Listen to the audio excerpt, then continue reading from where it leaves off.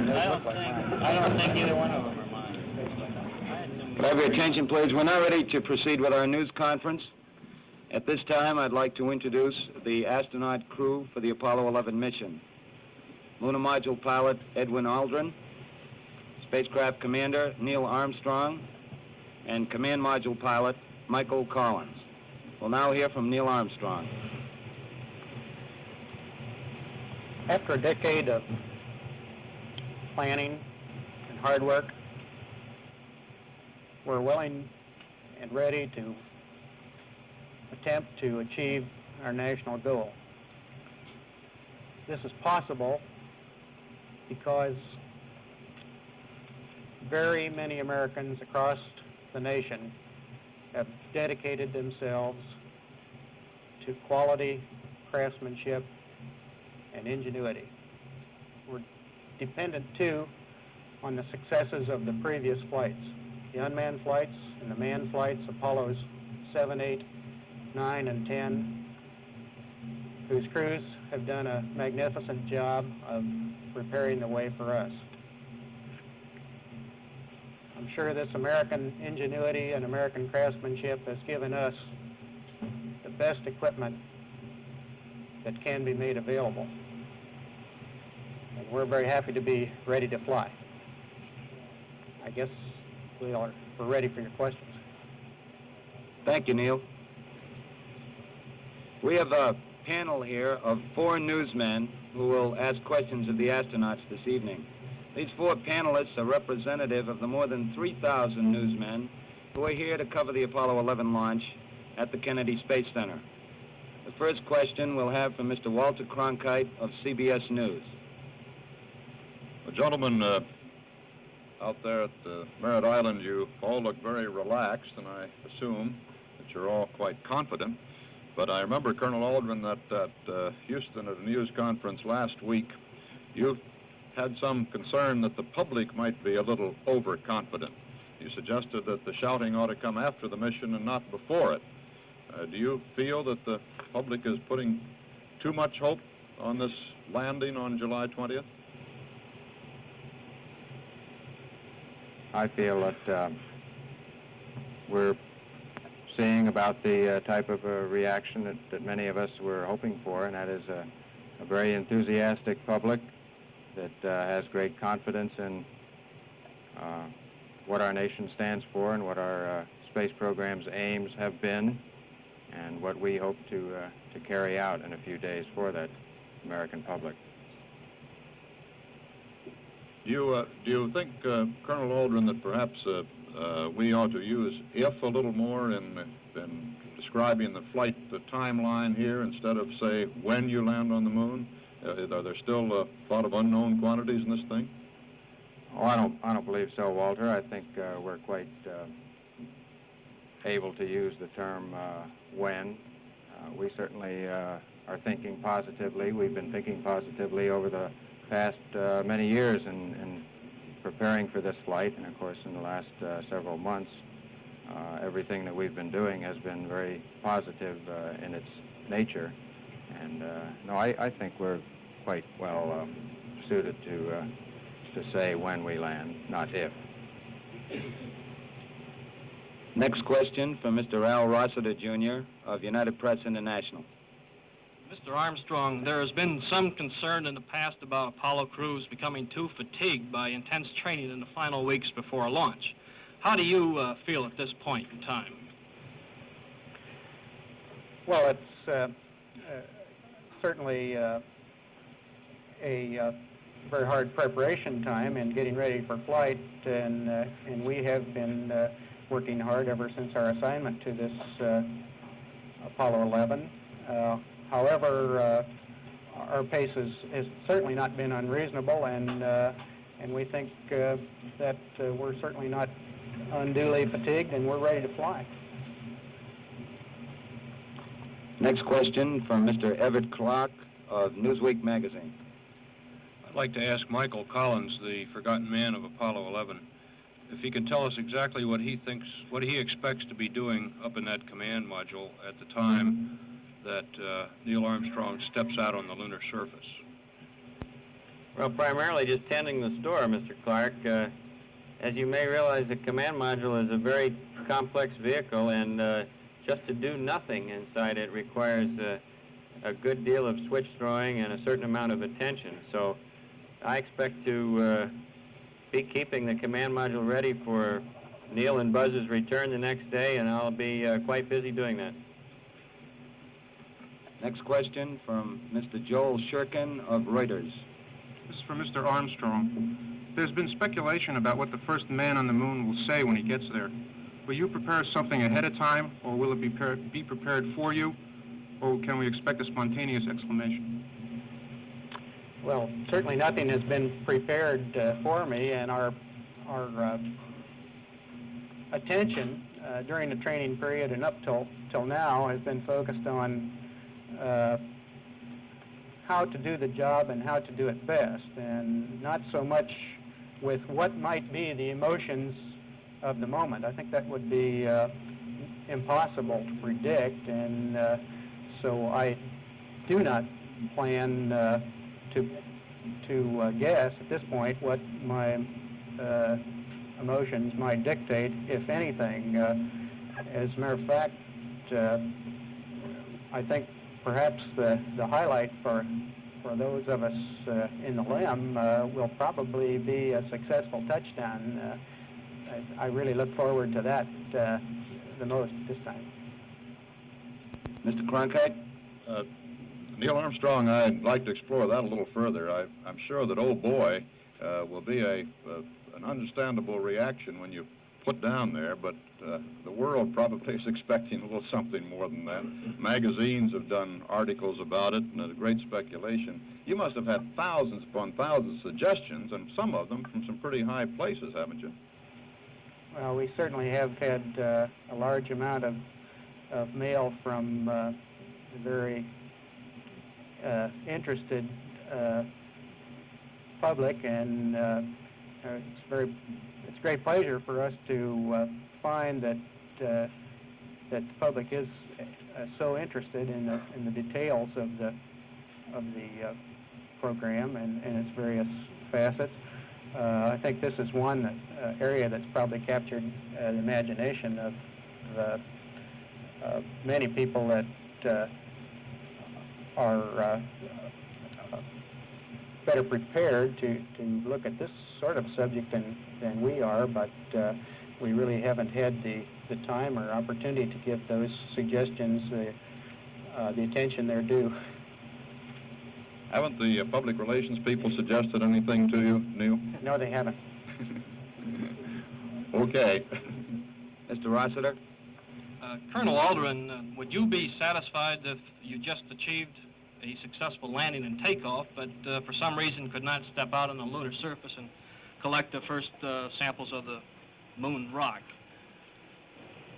Well, I think it's been fairly clearly stated that we're going to feel that we've accomplished a successful mission if we land men on the moon and return them safely. And I believe that is the primary mission, as stated.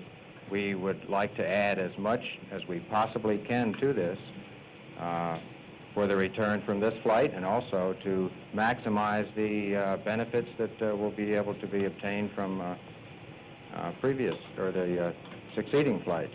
We'd like to solve as many of their problems ahead of time and give them as much advice on how to get more return for our lunar flights. Mr. Clark? Well, Colonel Aldrin, following that up, the Russians have Luna 15 on the way to the moon. And there's some speculation anyway that it might be on its way up to scoop up a sample of the moon and bring it back. You're assuming a pretty good flight rather than just a landing and immediate takeoff, and you're hoping to get samples. If the Russians scooped some of this up automatically and brought it back so that they retrieved the first samples of the moon, would you feel a disappointment? I'm sure that all of us would. We'd like to return with everything that we've set out to do on this flight. I think the Russians are to be congratulated on their launching. Of course, I don't have any more information, or perhaps a good bit less information than many of you people as to what the objectives are of this flight. They have been rather congratulatory on our successes in the past, and I think that we feel the same way. We wish them the most success that they can have, and we hope that they have and share the same wishes toward our flights. Mr. Armstrong, if Luna 15 turned out to be a lunar orbiter, and it was in an orbit that gave us any concern about possible conflict with our orbit, do we have the fuel budget, the extra fuel that we would need to vary our orbit, and or would that make you miss your landing site? That's a very difficult question to answer. I think the probabilities are nearly infinitesimal that would be an actual case. We have very many objects in space orbiting the Earth at this time, and yet we don't concern ourselves with not launching into Earth orbit in order to leave for the Moon. Mr. Shurkin. For Mr. Collins, what 4 events in the flight, in order if you can, do you consider the most dangerous? Well, I don't know. The most dangerous items are those that we've overlooked and not devoted enough attention to in our preparations. And, of course, I have no idea at this time what, if any, they may be. I hope there are none. Mr. Cronkite? I would just pass a note here. As you gentlemen probably know, out there at Merritt Island, a large part of the press is here in front of our desk, and we represent all of them. And a very noted Italian lady journalist and interviewer, Oriana Fallaci, asked a question direct line with that. Could you describe your emotions as regard that prime human emotion, fear? Do you harbor any fear, or how would you describe your attitude just before flight? Any one of you, or all.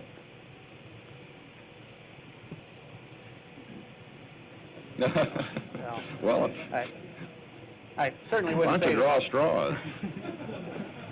I wouldn't say, Walter, that fear is an unknown emotion to us. Fear is characteristic, particularly of a knowledge that there may be something that you haven't thought of and feel that you might be unable to cope with.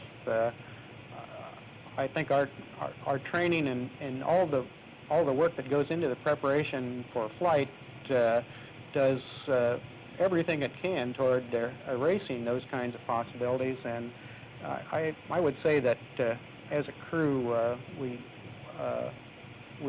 among the 3 of us really have no fear of launching out on this expedition. Mr. Rossiter? Along those same lines, Mr. Armstrong, I've heard that your mission has been given by some people an 80% chance of total mission success. Do you agree with that? Are those the rough general figures that you would come up with?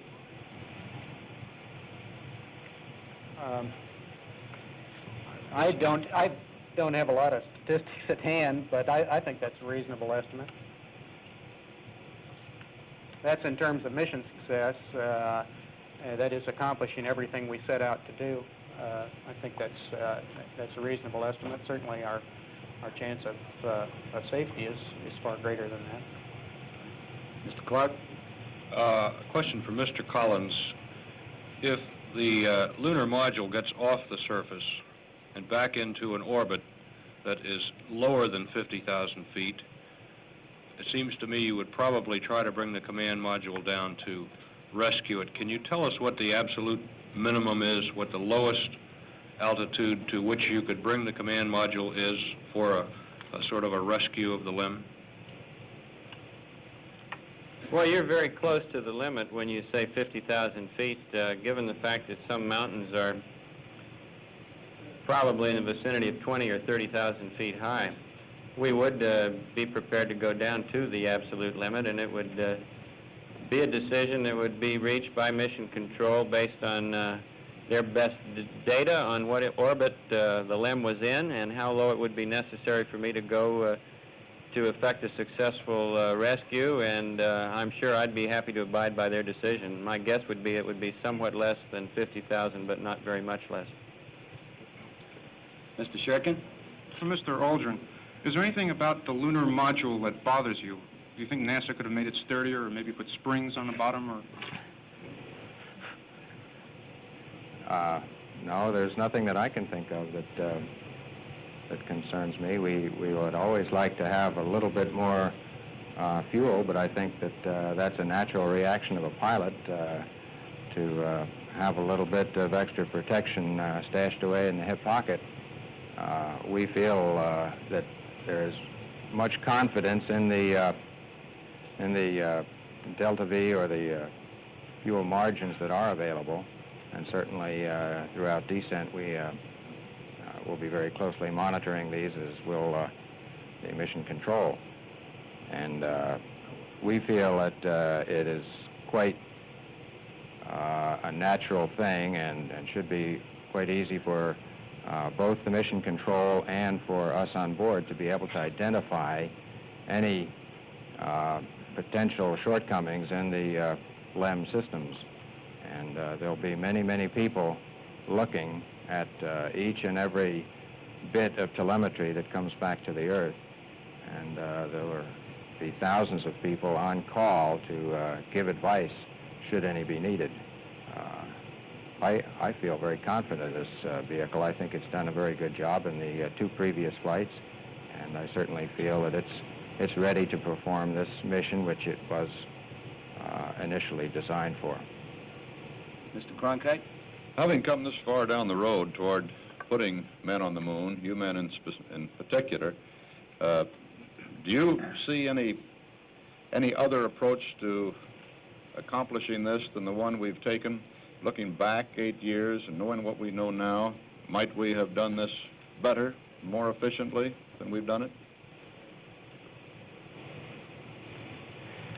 Well, as you know, Walter, all the three major approaches to the lunar landing strategy, that is the one that used a rocket to go directly to the moon and the same vehicle to fly back, second strategy that used assembly of vehicles from various launches in Earth orbit and then thence an expedition to the moon and return. And the final method, the one that was chosen, the lunar orbit rendezvous, wherein the vehicle combination is sent to the moon and then one section detached and sent down to the lunar surface, are all capable of doing the job. I think those of us that have participated in the development of the Apollo spacecraft and the rendezvous techniques necessary to make that a realistic way of going between the moon and the Earth, believe that it's the best way. Certainly was the one that was promised to be the least expensive and the one that would use the least time, and we're very comfortable with this one of several approaches that would have worked. Mr. Rossiter? Mr. Armstrong, on Apollo 9, we had a red rover call sign during his spacewalk. How do you and Colonel Aldrin plan to refer to yourselves during your EVA? We just expect to use our names. Mr. Clark? This is for Neil Armstrong. You can't make a landing on the moon without going there, as we keep being reminded. And yet you have to practice it as nearly as possible. And you do this with simulators of various kinds. I guess you even flew a helicopter the other day, maybe as a warm-up. How do you feel about the fidelity of these simulators? In other words, how close do you feel you have come now to having really practiced what you're going to face next Sunday? Well, our simulators are amazing devices. They give unbelievably good fidelity in terms of the cockpit, the scenes you see out the window, and the responses to your maneuvers and engine thrusting and so on. We've also been very fortunate, and they've given us very good reliability in past months, and it has been the thing that has made the preparation of the crew possible for launching this summer. Simulators can always be better, however, and I'm quite certain that when we actually get into the flight environment, we'll find a lot of things that are different than they were in the simulator. Has your crew had as much simulator time now as the 9 crew and the 10 crew did?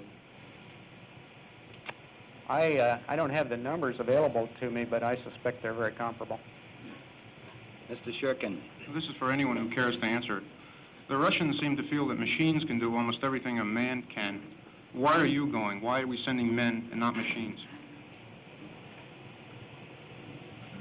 Well, I think we believe that men can do many of the things that machines can do, that an adequate or a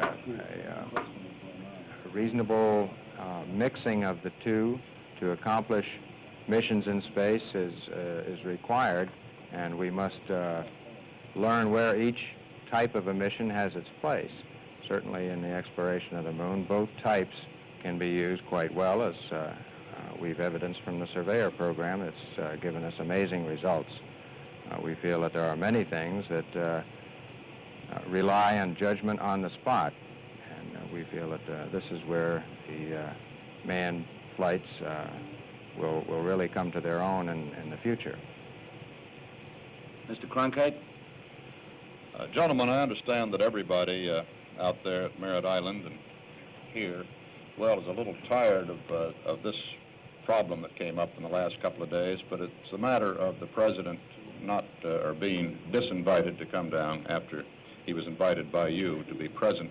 And at a news conference this afternoon, Dr. Charles Berry had one more word on the matter. He said that he repeated what he said before about the need for the medical security for you gentlemen, and that applied to the president as well, but he also said he did not know whether it would be beneficial for the president to have seen the crew before liftoff psychologically. I wonder, some of your colleagues have felt that it would have been beneficial. Neil?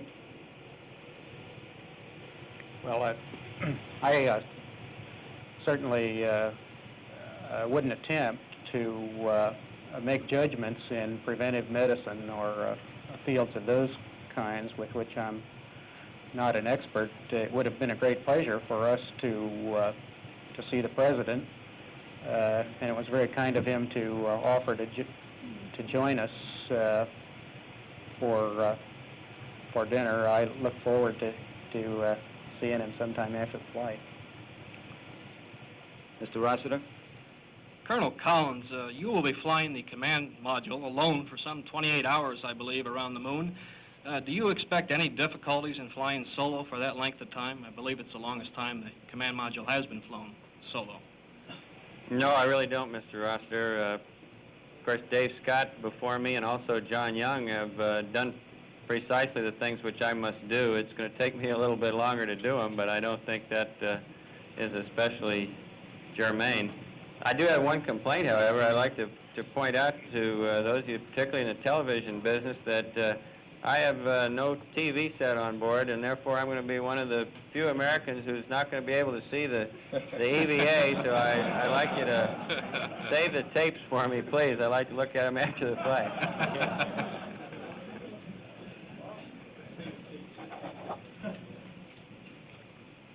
Mr. Clark? This is for Colonel Aldrin, but it really is for all three of you if you care to answer it. I wonder if you're as tense for your own flight as you are when you're waiting for other astronauts to go up. For example, Apollos 7, 8, 9, and 10. Do you feel any more excited or uptight for your own flight than you do for other people's? Well, there's no doubt that when when you're lying on your back on top of the mighty Saturn V, that there's a different feeling than when you look up and see one of your compatriots doing the same thing. I think I would maybe sum up my feelings in a word of anticipation. This is what, to me, characterizes my feelings right now as I look forward to the next few days. Mr. Shirkin? This is for anyone who cares to answer it. Do you think NASA made a mistake in the early days when they planned Apollo for not planning for a rescue, the capability of rescuing you in case you come into trouble? I certainly don't. I think that a rescue mission at this time is beyond our state of ability, certainly beyond our financial ability to fund, and I think the approach that was taken, namely building the safety into the spacecraft, is the proper one for this stage of spacecraft development. Mr. Cronkite? Neil, we heard earlier after the flight of Apollo 10 that unless you found the answer to the wild gyrations and the firing of the ascent stage, the LEM during that flight, that you wouldn't go, and yet we haven't heard that you've solved the wild gyration problem. What are you doing about that? I think we understand the nature of the difficulty that came up with the Apollo 10, even though we cannot precisely ascribe the difficulty to a certain failure. And our procedure is one where we have procedurally implemented methods of circumventing the problem, and should it occur, we have procedures that will be able to cancel the kind of problem we might get in. Mr. Rossiter? Mr. Armstrong, you and Colonel Aldrin are going to be on the moon for almost a day. Do you expect to be able to sleep during your rest periods in the lunar module? Well, I don't know about Buzz. I suspect I'll be surprised if I'm able to get sound sleep on the lunar surface. But fortunately, our flight plan doesn't require that. We have adequate rest on both the night before and the night after the one in question, and I think even if my worst suspicions are true, we'll be in fine shape. We have time for one final question. Mr. Clark? You have what amounts to a day off tomorrow. What do three men who are about to go to the moon and make a landing do with a day off? Take a crack at that, Mike. Well, I plan to sleep, lie in the sun, and read the flight plan again.